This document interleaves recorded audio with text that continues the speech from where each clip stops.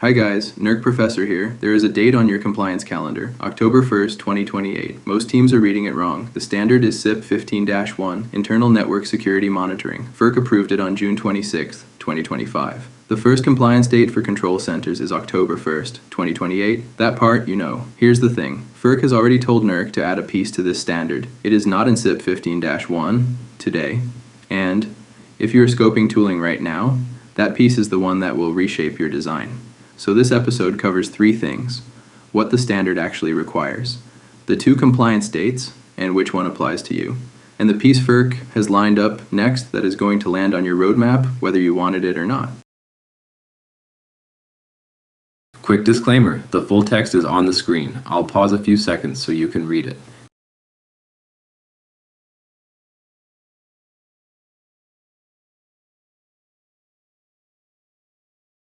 You know your perimeter is good, your firewalls are documented, your access controls are tight. You have passed every CIP audit on that. Here's what FERC noticed. The CIP standards are very good at the perimeter. They are not great at what happens after the perimeter. If an attacker gets inside, the lateral movement between devices inside the ESP can be effectively invisible. That is the gap CIP-15-1 was built to close. In January 2023, FERC issued Order Number 887 in Docket RM 22-3. The site is 182 FERC Paragraph 61021. It became effective April 10, 2023. In that order, FERC directed NERC to develop new or modified CIP reliability standards requiring internal network security monitoring inside the trust zone. The trust zone, in FERC's words, is the CIP networked environment. INSM is the term of art for east-west visibility. Watch the traffic between devices inside the trust zone. Detect what already got past the firewall. FERC gave NERC 15 months from the effective date of Order 887 to file a responsive standard. That deadline landed on July 9, 2024. Now, a quick note that gets missed. Everyone reads CIP-15-1 and assumes NERC simply left out the low-impact systems and the medium-impact systems without ERC. That is the surface read. What actually happened is different. Order 887 also directed NERC to study the risks of not having INSM for those categories. NERC ran that study and filed it with FERC on January 18, 2024. The standard you can read today applies only to high impact and to medium impact with ERC, because NERC studied the rest and concluded that scope was the right place to start. The exclusions were not an oversight, they were a deliberate, studied decision, worth knowing the difference. Here's how CIP-15-1 became law. NERC stood up. Project 2023-03. The NERC Board of Trustees adopted CIP-15-1 on May 9, 2024. NERC filed the petition with FERC.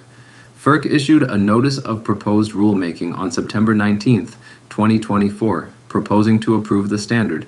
Then on June 26, 2025, FERC issued Order Number 907 in Docket RM 24-7, formally approving CIP-15-1. The Federal Register site is 90 FR 28889.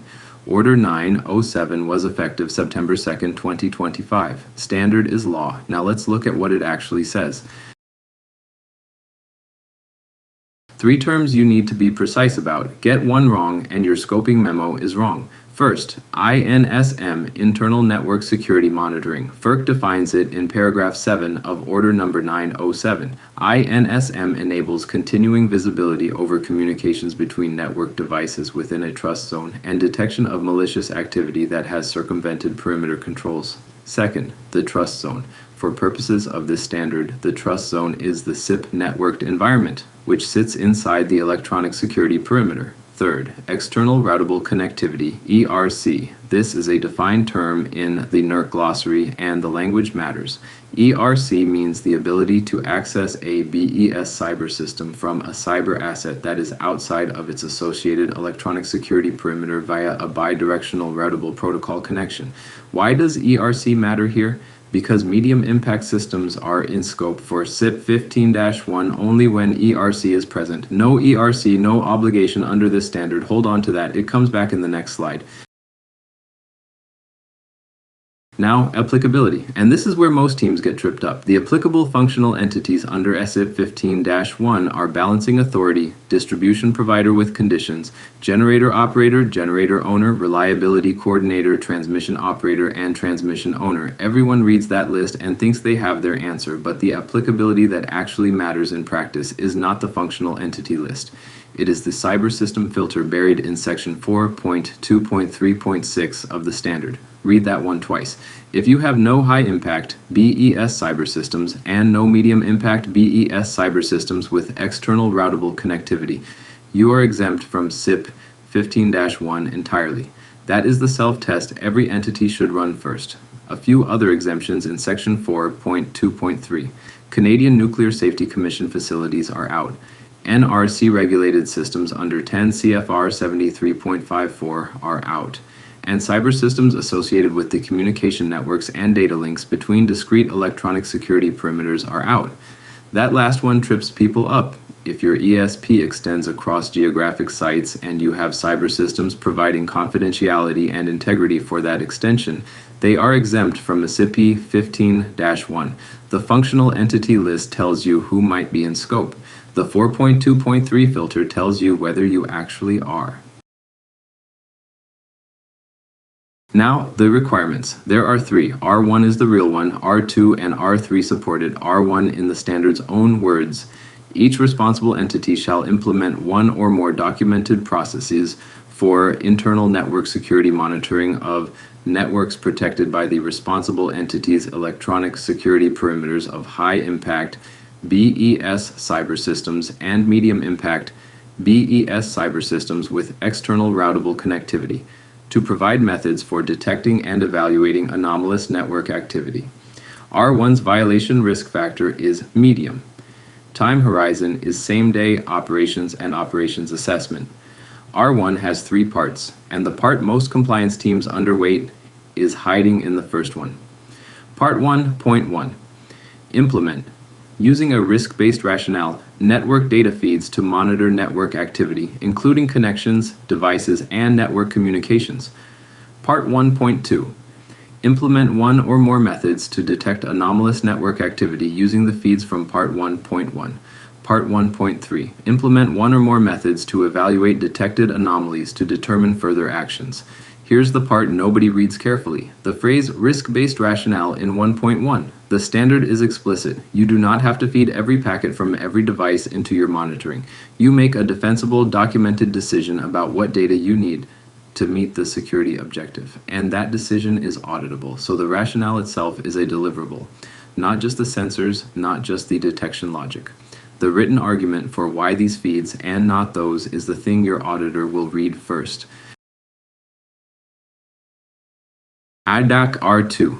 The responsible entity shall implement, except during CIP exceptional circumstances, one or more documented processes to retain INSM data associated with network activity determined to be anomalous, at a minimum until the action is complete in support of R1 Part 1.3. Violation risk factor is lower. Now there's something in R2 worth saying out loud. The standard explicitly does not require you to retain all monitoring data, only the data tied to activity you have flagged as anomalous under Part 1.2. That is a meaningful storage cost difference compared to a log everything for 30 days rule. R3. The responsible entity shall implement, except during CIP exceptional circumstances, one or more documented processes to protect INSM monitoring data collected in support of R1 and data retained in support of R2 to mitigate the risks of unauthorized deletion or modification. Violation risk factor is lower.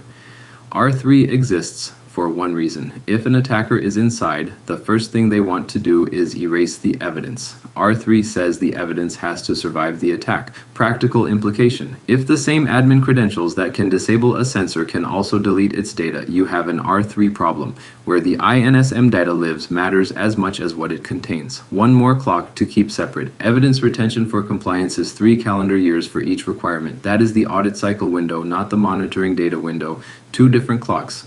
Don't confuse them.